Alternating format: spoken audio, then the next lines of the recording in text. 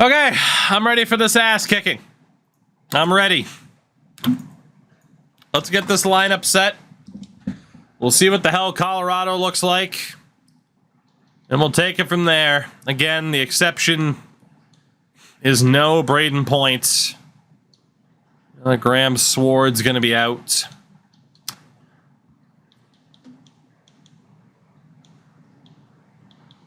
Got to decide who to bring in, to be honest. I think it's going to be McKinnon. We'll go with the highest rated. None of these guys have particularly impressed anyway. With the forwards, can send down Foligno for the moment. Can send down Ertel. Matthew Wood is probably the guy who is staying on this roster. So we'll call up Lowry. And we'll call up Brett Howden. Yeah, if we have 19, then yeah, someone just replaces Braden Point. That man apparently is going to be Tyler Peddle, at least on the power play lines. So no Braden Point. That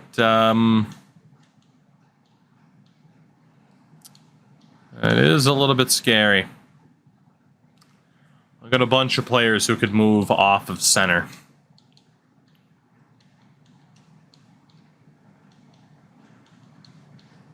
Matthew Wood's probably going to have to play the right. Macklin, 81 faceoffs. Holla, 85. Top line center, Eric Holla. Fuck it. It's been decided. Top line center, Eric Holla. I don't give a shit.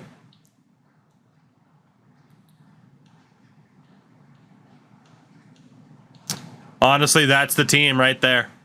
Arvidsson, Holla, Zuccarello, Mac, Ritchie, Evangelista, Peddle, Svechkov, Wood, Howden, Lowry, Kamel.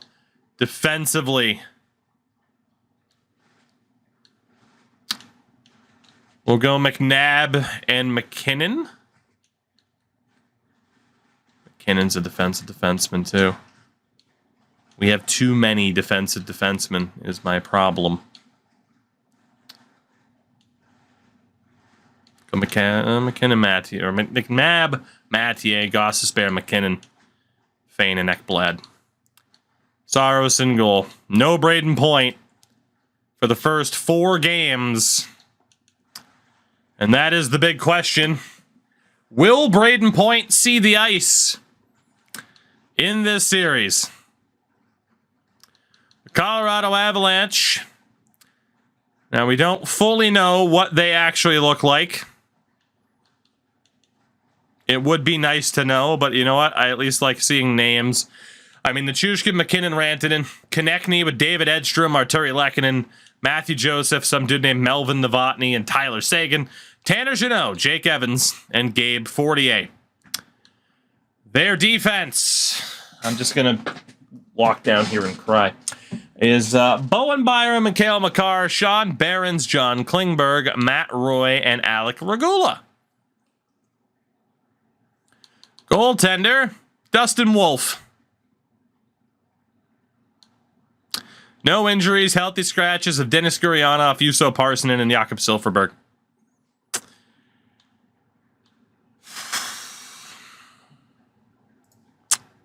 With that, the prediction will go live. Will it be Nashville? Or will it be Colorado?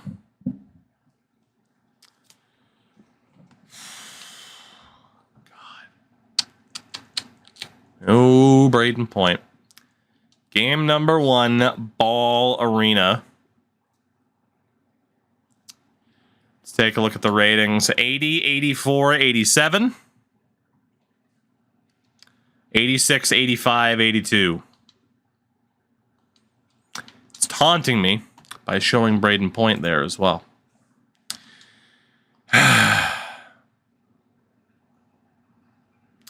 I always say, you make the playoffs, anything can happen. And it's true. You never know. But this ragtag group of players, man, I don't know. I don't know. Game number 1. They won 16 more games than we did in the regular season. First period, 1-1. Scoring started on the power play for Callum Ritchie, but David Edstrom tied it up. Of course, IRL drafted. He was the last pick of the first round. Vegas Golden Knights. Second period, 2-1. Sean Behrens, the defenseman, gives the Avs the lead. We go to the third. Power play early. No dice. We need one here. We need one here. Travis Konechny on the power play. That looks like it might just do it. Goal scoring's been our problem in the past. It's our problem here. Cale Makar, 2 goals in 15 seconds. And the Avs take game 1, 5-1. Really solid game for Dustin Wolf. A phenomenal game for Cale Makar.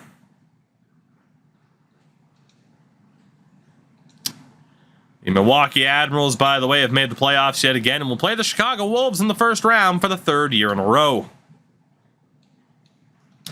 Game number 2. First period, 2-0 Avs. Nathan MacKinnon on the power play and Matthew Joseph. Second period, 2-1. Aaron Ekblad on the power play. It was a big period for us, but only 1 goal. Power play for the Preds. Long power play, but we don't score. Power play for the Avs, nothing doing.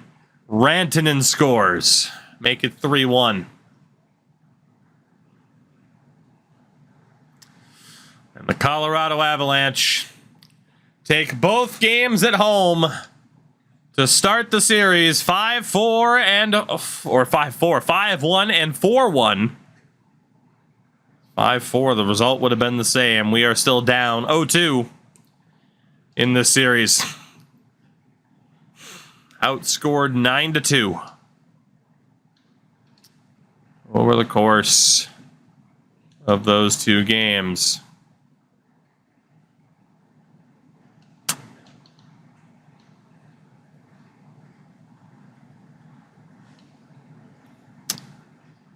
Yeah, it hasn't really mattered who we've played, has it?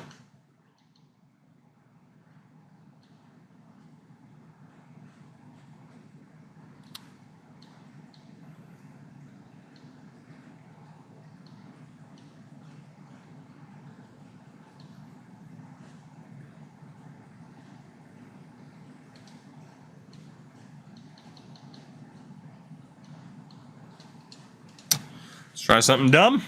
Why not? Dumb things work out from time to time. Dmitry Zaitsev, welcome in. Of course, no guarantees the Lions will actually be that bad, but we'll see what's up. And there's not too much really to do about these forward lines. I mean, really. It just is what it is.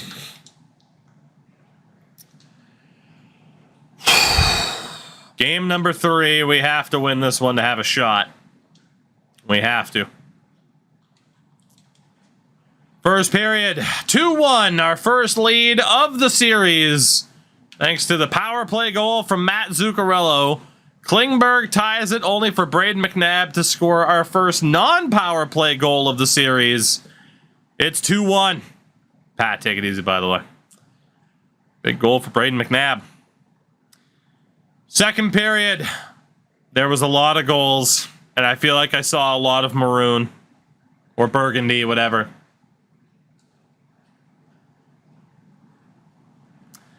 Luke Evangelista made it 3-1. Nichushkin, Konechny, MacKinnon. Colorado leads 4-3. Third period.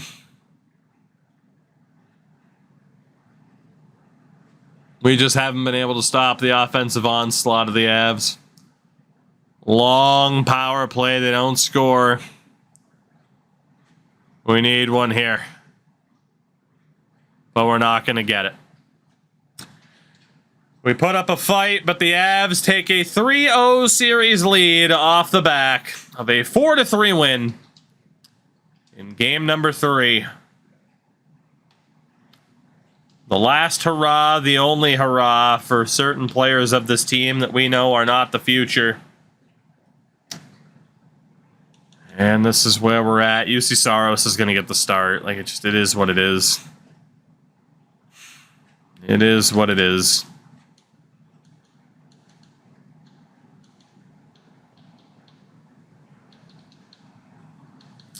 Let's get Luke Prokop a playoff game.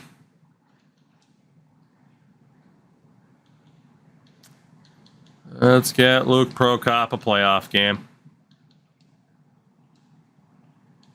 I don't know if he and McNabb will actually be that bad, so Prokop will play with Costas Bear. 2 points in the series so far for Zook, 2 for Evangelista.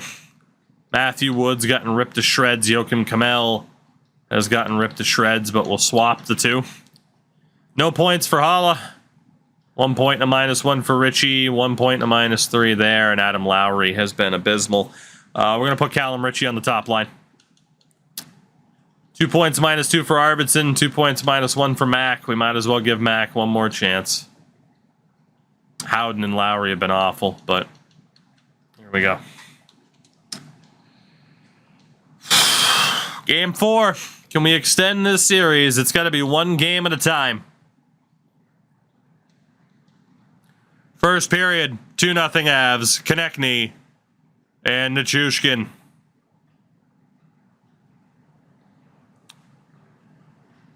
Second period, 4-1.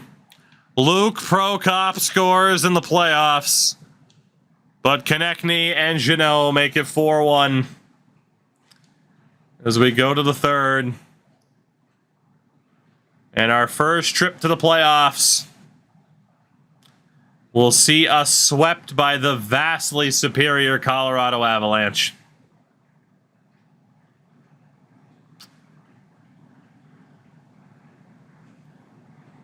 We just didn't have a hope in hell. I'll at least watch the handshake line.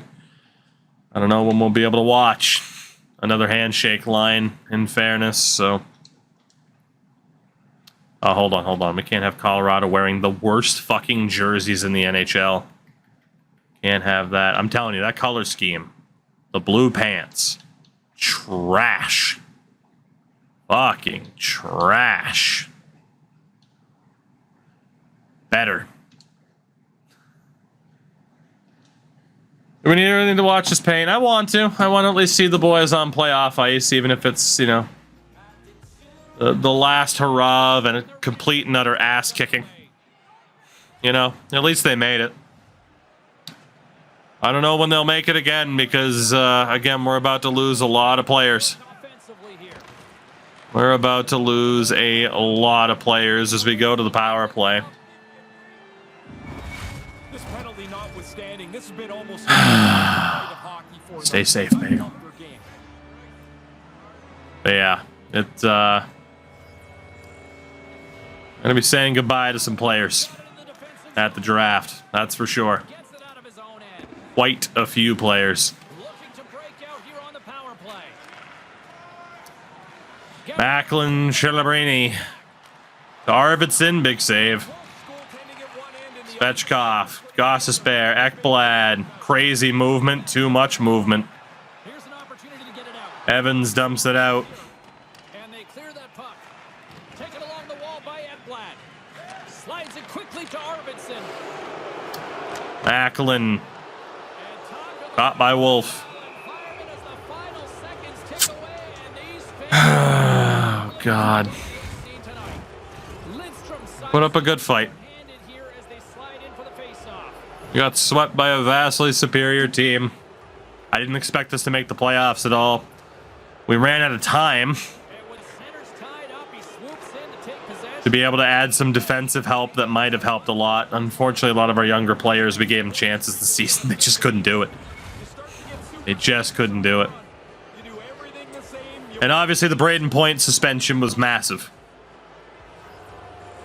An absolutely massive Nashville's won the draw. loss. Nice stick save by the goaltender. Colorado wins, sweeping the Preds And there's the hole. in Nashville to end it too.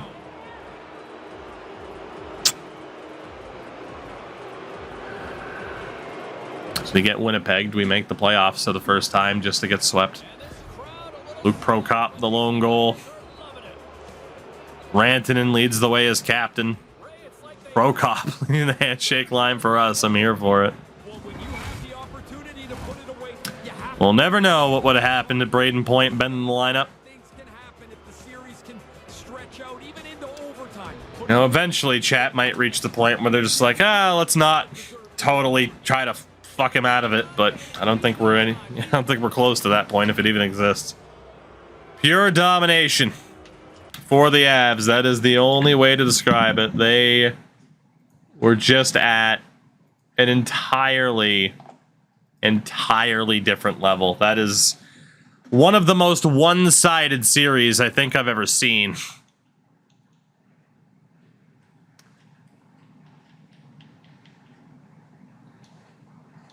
Yeah, 19 goals, 6 allowed. That is just pure domination. That is just pure domination. Again, they were just a different class above us here. At least Milwaukee's up 3-0 on Chicago. Yeah, I mean, Saros, I don't know if putting in Gage Alexander would have made much of a difference, really, but Saros was dreadful. Aaron Ekblad got the shit kicked out of him. Got the absolute shit kicked out of him. That entire series. Everybody did. Yeah, forward-wise, I mean, Evangelista was our best guy, but there's just no way I'm paying him. He really should be a third liner, not a second liner. 92 passing, but he just doesn't play like it. How he was down this year in terms of point production, I have no idea.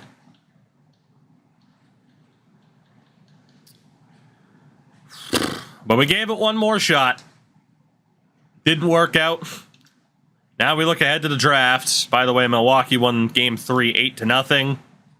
And they complete the sweep. So the Admirals, who did not win last year, but the season prior, who knows what they might be able to do in terms of making it back. They avoid Rockford for once. It's the Texas Stars. 1-1 split. 2-1 lead. 2-2 split. 3-2 lead. And a trip to the conference finals for the Milwaukee Admirals. Is this rebuild going to be scorched earth, or are we going to try the equivalent of players who are actually good? Depends on what's available to us. Wow, Ontario was a really good regular season team. Meeting in the conference finals, up 1-0. Tied 1-1. Up 2-1. Up 3-1. Now 3-2. The Milwaukee Admirals are going to their second Calder Cup final. And they'll take on the Hartford Wolfpack. Down 1-0. Starting goalie Gabriel Daig is out. 1-1 split. 2-1 deficit. 2-2 split. 3-2 deficit. And the Hartford Wolfpack win the Calder Cup in 6. Nearly their second title as the New York Islanders, or if you're from Quebec, the Islanders, have won the Stanley Cup. Connor Bedard defeats Connor McDavid via sweep as the Avs made it all the way to the conference finals. Bedard over McDavid. Oops. Yeah, 31 points for Connor Bedard, 20 goals in that run. I can't imagine he didn't win the Conn Smythe. Bo Horvat's a Stanley Cup champion.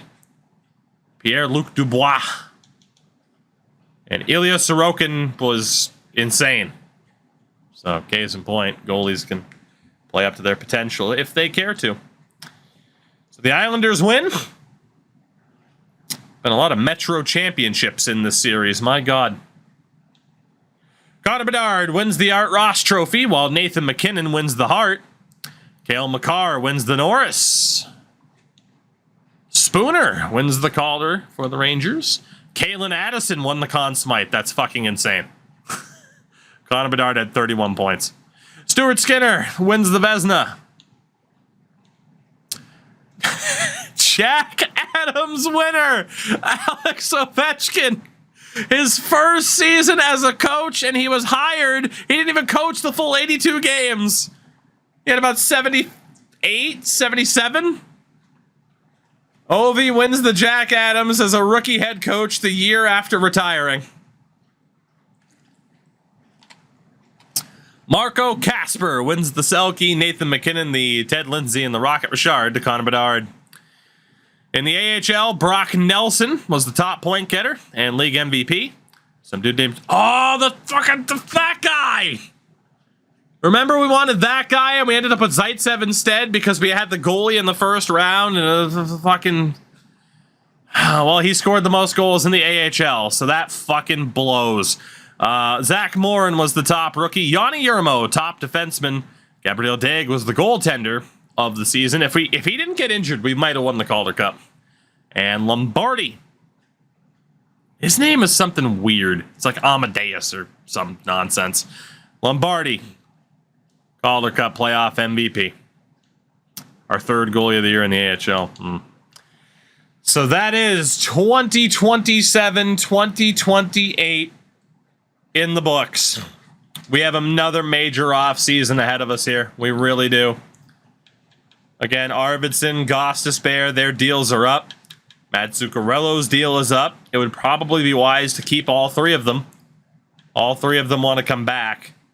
Again, Fane wants to leave, but he's an RFA. We have a lot of RFAs. Macklin wants $8 million a season. Gone. Gone. Evangelista wants 5. Gone. There's just no way. There's just no way. No shot.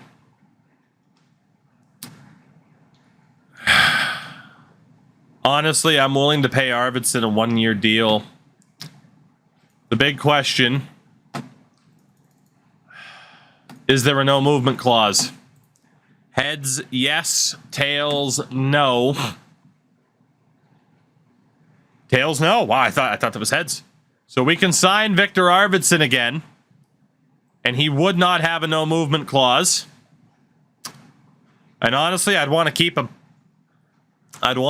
We need some players on this team, and Arvidsson, Gostisbehere, Zuccarello would be great. So we're going to try to re-sign Victor Arvidsson. We'll try a discount first, especially since he's tradable. But I doubt he takes it. About 5.5. I doubt it. It normally works with RFAs, but we'll try that with Arvidsson. Shane Gostisbehere. Heads, he gets a no movement. Tails, he does not. So Gostisbehere would have a no movement. Let's flip for Zuccarello as well. So only Shane Gostisbehere would have a no movement clause. Zuccarello would lose his, and Gostisbehere would gain 1 for the season. I think I'm good with that. So again, we'll try 1 attempt at the discount. Not that we can't afford him otherwise, but that way if we trade him, go 5.8 for the year for Gostisbehere, and then Matt Zuccarello, we're going to want to retain him too. If he retires, well, so be it. But we'll try to get him here. Honestly, they might reject because I haven't loaded up the next season's contract info yet, but we'll see what happens. But those 3 UFAs, I would like to bring them back. There it is. Okay, that's good. Gostisbehere accepts. Arvidsson accepts. Zook rejects. Still willing to bring back Zuccarello. He wouldn't have a no movement clause, so he'd be tradable if he doesn't retire. And it looks like he has drastically raised his price. We'll go $6 million for the year.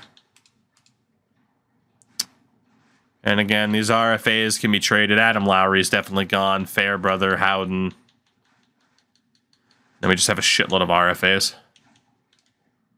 Okay. So let's see. Is Matt Zuccarello coming back? He did accept. He could still retire.